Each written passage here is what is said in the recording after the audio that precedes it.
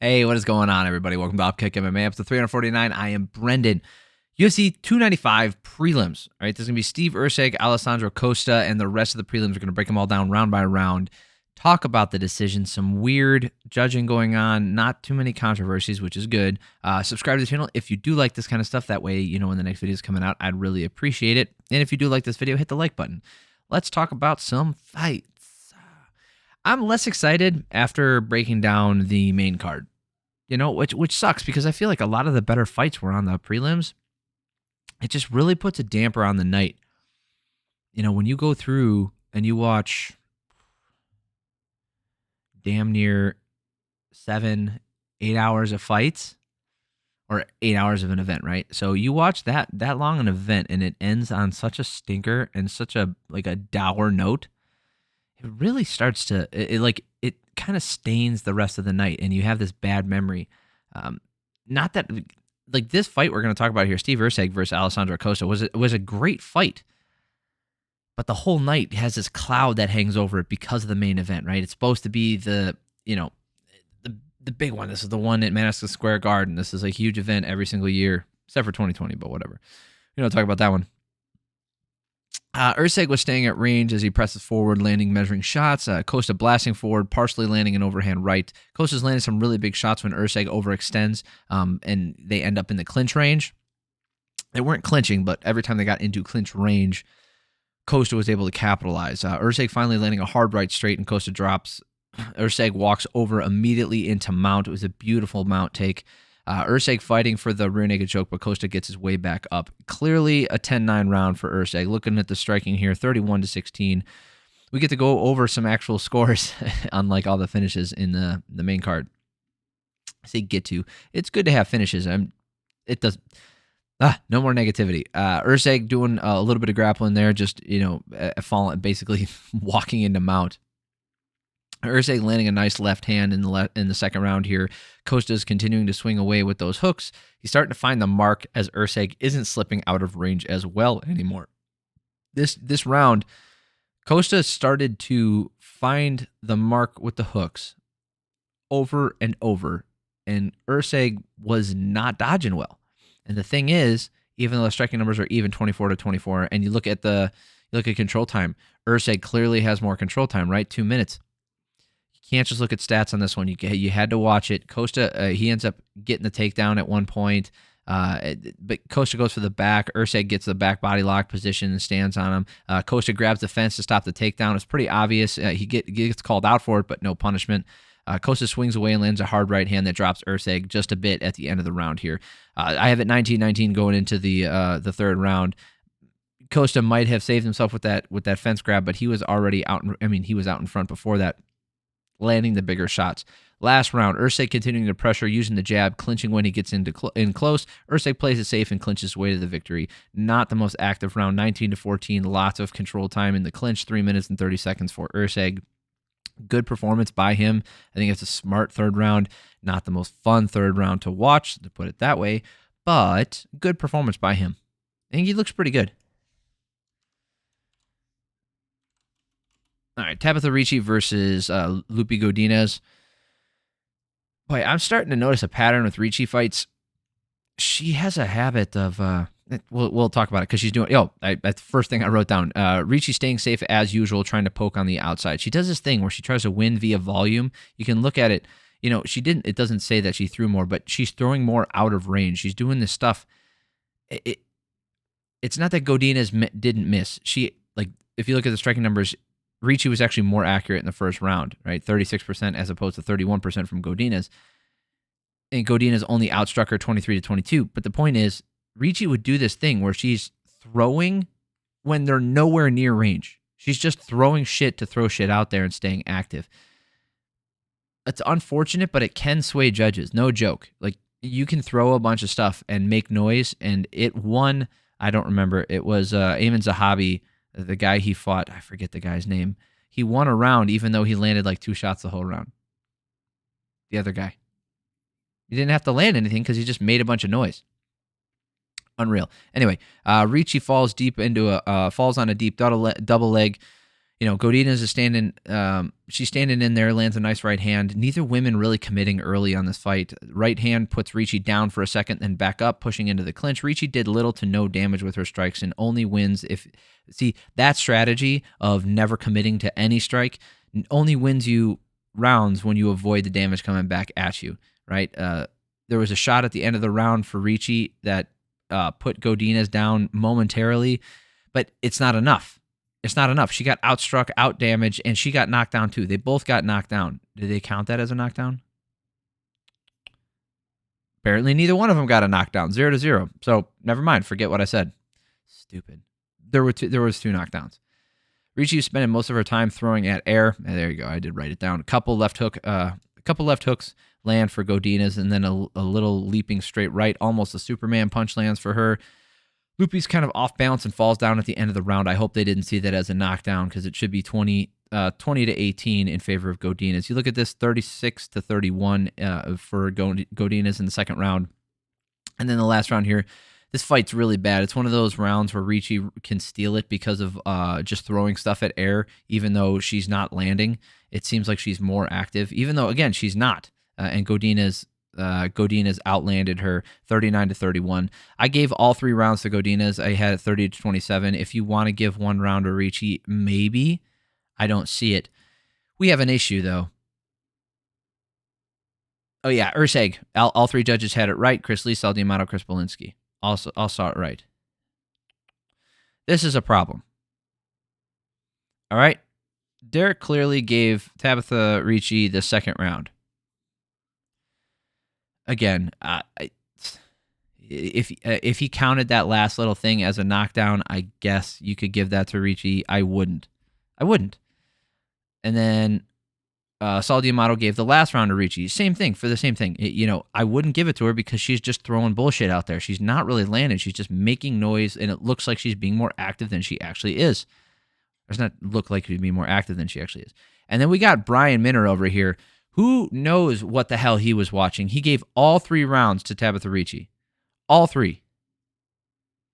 No, that's incorrect. There's no way you gave all 3 rounds to Ricci. There's no way. All 3. He saw all 3 rounds to. That's horrible. That's a bad scorecard. And the fact that she thought she won, it's unreal how delusional some of these people can be when they're in there. They think because they didn't get... Even she got knocked down. Mateusz Rebecki versus Roosevelt Roberts. We don't need to go over stats for this one. Rebecki, Roberts missed weight. He was on short notice. I mean, he took the fight on Monday. I mean, I give him a pass in that it's difficult, but, why make it at the weight class then, and possibly lose money? Why not just do a catch weight then? I don't know. I'm never a fan when someone misses weight. I know for him to say like, well, he stepped up on short notice to allow us to fight. He said he could make the weight. He agreed to the weight and he couldn't make it. So I mean, it's still bad. It's not as bad as someone who has 3 months to prepare, but it's still bad, right? It's understandable. Like you understand why it happened, but it doesn't make it okay. Rebecki stays in his face, working for the takedown. Low kicks from both guys land. Roosevelt escapes from the takedown, but Rebecki stays on him, gets to the back. He works for the armbar and gets the finish. Beautiful fight from Rebecki. Just kept the pressure on nonstop. Roosevelt Roberts probably could have used a little bit extra time to prepare for that one. Viacheslav Borshchev versus Nazim Sadykhov. I love Slava Claus. I really do. He's fantastic. I love watching the guy fight. He's like the dances he does afterwards. I like his nickname, Slava Claus. All right, Borshchev using the front kicks to the knees, going with low kicks. Borshchev is landing in the margins, right? Capitalizing when Sadykhov misses. Sadykhov not throwing much out there, and that lead leg is starting to take some real damage. Great to watch. Both guys slipping and staying technical. Sadykhov not throwing much up the middle, and a lot of hooks are missing. Borshchev going to the body really well, starting the combos with it. Borshchev going with that low kick, spinning him around over and over. 10-9. Look at the striking numbers here. Not even close. 58-23 in favor of Borshchev. Borshchev is slipping and ripping, sliding right and left. landing beautiful counters. Sadykhov landing a high kick and then follows up with a left hook that wobbles Borshchev, and then they're on the ground. Borshchev works his way back up into the clinch. He's clearly rocked in this scenario. Sadykhov lands a front kick to the face. And then he falls to the ground with him. He should have made him stand back up. Initially, you could say this is a 10-8 round, and I get it. There's this instinct to give this a 10-8 round because of the damage that went to Sadykhov and how close. The thing is, like, was it close to being finished? There were moments where you could say that, but Borshchev landed plenty. Right, this is 39-29 for striking numbers. Borshchev landed plenty of punches. I scored it a 10-8, but like I said, this instinct to just, like, anytime someone lands a hard shot, you say the round's over. Anytime someone lands a hard shot, you think, oh, well, clearly they did it. When did they land the hard shot? Was it at the end of the round? What if the other person landed a hard shot at the beginning of the round? Did you remember that? Or was the last thing that stuck in your head? It's hard to judge these fights fairly when you think about the bias that people naturally have. When they see something big happen, especially, with recency bias, that something big happens at the end of the round, they think, oh, that's more important. It's not more important. It's the same thing. It has the same amount of importance as something that happened in the first second of the round. And in this case, Borshchev landed plenty of strikes. He landed plenty of damage. It's just he clearly lost this round. It's not that he won this round. Like, there's no way in hell, right? He clearly lost it. If you go off of the striking criteria, the way that you should do it, this should be a 10-8, which is how I scored it. But if you go off of how people perceive things, this was a 10-9. Right? Because we've seen people get beaten pillar to post for 5 minutes and barely end up with a 10-8 on some people's cards. I would argue that should be a 10-7 then. Do you know what I mean? It's like, I think, like I said, I scored this a 10-8. I just think Sadykhov I think he could have won it here. I think if he just made him stand back up, he could have won this fight. Last round, Sadykhov going for the single leg to start the round. No damage, and they get right back up. Sadykhov shelling up more, taking body shots, not throwing much back now. He's going for the takedowns. Borshchev starting to unload, going low and high. Sadykhov going for another takedown with 2:01 left, and they get back up at 125. No damage on that one. Borshchev's avoiding the big damage coming his way and kind of coasting his way backwards. Sadykhov ends the round going for a takedown. Makes no sense. He should have been swinging for the fences. Borshchev, it should be a 28-28 or a 29-28 to Borshchev. 56-29 in this last round. We look at the scorecards. We did see that that same dingaling, Brian Minner, was the only one who gave it 10-9. So being in his company doesn't necessarily make me feel good, but it speaks to the point of the classic judge scoring, where Derek Clearly and Chris Lee gave it a 10-8 in that second round. How clear was that 10-8 to them? Was it just over the edge, or was it such a dominant round that they have to give it a 10-8? Do you know what I mean? If it's such a dominant round where clearly the 10-7 should be allowed to be put out there. And there's plenty of rounds that I've watched where a guy just gets his ass handed to him for 5 minutes, and it's a 10-8. Or he could be a 10-9. If you win a round and you don't take a single strike in the whole round and you're on top and controlling that other dude, those should be 10-8s too. Because it couldn't be more clear. And we see that all the time. 10-9. 10-9. All right, let's go through the early prelims. We're just going to blast them all through here. Mark O. Madsen versus Jared Gorn. Madsen's pressuring forward, looking for the clinch and the uppercuts from that position. Madsen with a lot of clinch work. Not doing a ton of damage, but just trying to outland him and outwork him. And then they're in the clinch. Gordon lands an uppercut and then a right hand over the top inside the clinch, and Madsen goes down. That's it. The fight's over. Madsen, I've never been a fan of like when that Clay Guida fight. I don't think he won that one. He's had nothing but decisions until his loss to Grant Dawson. I've never been high on him as a competitor. I think he overuses his wrestling and doesn't do enough damage, and then he comes out here and he completely changes it up and he uses his clinch work and tries to damage, and he's going through all this stuff, and then he takes a couple of shots. So I credit him for changing things up and going for it. It just he wasn't able to really capitalize and make that work for him for 3 rounds. I mean, he didn't make it out of the first round doing that. So maybe he is relegated to just being a wrestler. Kyung Ho Kang versus John Castaneda. Nut kicks for the win. Kang keeping Castaneda against the cage, landed some low kicks once in a while, landing a right hand. Castaneda trying to keep him off, but just isn't putting enough out there to stop Kang from moving forward. Castaneda probably landed more, but neither guy really landed anything significant. You could give this round to Kang for the pressure. I have a Castaneda. You look at the striking numbers here, 33-18. I had him, like I said, I had him ahead, but neither guy really did anything. It didn't feel like anything really happened. Kang starts the second round, landing some really nice right hands, swinging hard. Castaneda gets the lift and the takedown against the fence, right back up. Twice Castaneda landed a low blow, and he finally gets called on the second one. Later on, Kang lands a low blow himself, but Castaneda's still up 2 nut kicks to 1. Castaneda goes to the body with the kicks and the hooks way more. Kang not keeping up with the output. Neither guy yet again separating themselves. Again, 38-30 for striking numbers. Nobody's really committing. They started making when the commentary team starts making comments about how this looks like a sparring match. That's how you know they're not committing to strikes. Castaneda now trying to push forward and keep his output up, giving Kang issues. Finally starting to change. Finally starting to change harder shots and then exchange. Why do I have change? What an idiot. I don't know how to spell, apparently. They start to exchange harder shots, and Castaneda gets a takedown, and then they get right back up, and then they start grappling around.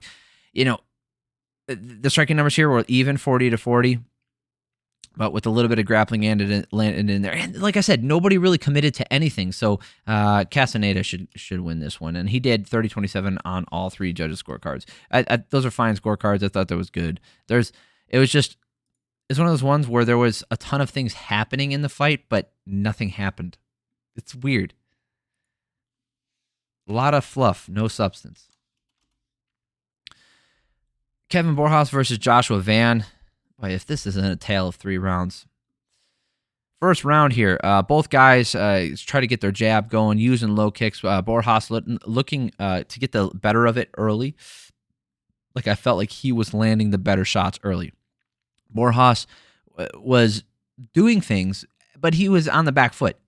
Meanwhile, the commentary team is talking about Van like he's some god and he's doing nothing wrong, and all of the things that are happening are because he wants them to happen. And then finally, Borjas lands a big right hand with a switch behind a switch kick. And then Borjas, they get in a brawl and he's landing the better shots. Finally, the commentary team has to switch it up and say like, oh, I guess Borjas is landing. Look, he really turned it up in the second half. No, he was outlanding him ahead of time and he was landing the better shots. Even if he wasn't outlanding him, he was landing the harder shots. It was just the fact that he was moving backwards, and then they wanted to talk up Van. Borjas won this first round 10-9. It's not close. Even though the striking numbers here are 23-20, Borjas landed the better shots. Second round, Van is pressuring harder this round, staying in his face. Borjas still throwing back, but it's causing him to tire out, and he's just not landing enough, right? Van's pressuring hard, digging to the body, going up top with the stuff, and it's wearing Borjas out. Borjas is landing some hard hooks up top, but he just isn't in control like he was in the first round. Van's getting caught on the way in with the left hook, but he just walks through it. 19-19, this is a great fight. Second round here, 77 shots to 27 for Van. Holy shit, that's a lot. Clearly won this round. Oh, but you wouldn't give this a 10-8 though, right? Even though a guy clearly won. Stupid. Borjas trying to fend Van off, but Van keeps pushing forward through the damage, and Van gets a lift in the takedown, goes for the leg lock, and they get back up. Van is doing such a good job going to the head and digging to the body, and he keeps the pressure on all the time. This second and third round, Van just did not stop. Borjas with the hard right hand over the top, countering the body shot. Van gets a body lock and gets to the takedown. Van should get this last round, 29-28. Striking numbers here, 59-25. Clearly in favor of Van, and all 3 judges had it 29-28. Let's just see if there's some shenanigans. I hope there is not. Okay, good. Yeah, all the judges saw it the right way. I don't see how you could score that one wrong. I just don't know how you would do that. All right, first fight of the night. Dennis Buzukja versus Jamall Emmers. Emmers missed weight by a pound. Again, I'm not a fan of that. Not excusable. We don't have to pull up stats. There's not many here. Trade low kicks with Emmers swinging harder. Huge right hand from Emmers, and the follow-up gets the finish. Kind of a quick stoppage, but it's not horrible. Like I said, it's a little bit, he stepped in a little early, but this being early on, this isn't for a title fight. I figured it was a good stoppage. It's just not a big deal. That is it. Great fight. Great performance by Emmers. Not a lot to go off of here. Ended it really fast in the first round, 49 seconds into the first round, so not a lot to go over. If you like this kind of thing and you want to see more stuff, subscribe to the channel. That way you know the next video is coming out. Go check out some of my other stuff. I've broken down pretty much every UFC fight over the past 2 or 3 years, and I break them down 2 or 3 times every single week. Appreciate y'all for stopping by. Let me know what you guys thought of the prelims, and if you have not seen my video about the main card, that's in the last one. So go ahead and watch that. Appreciate y'all. Love you. Have an amazing week.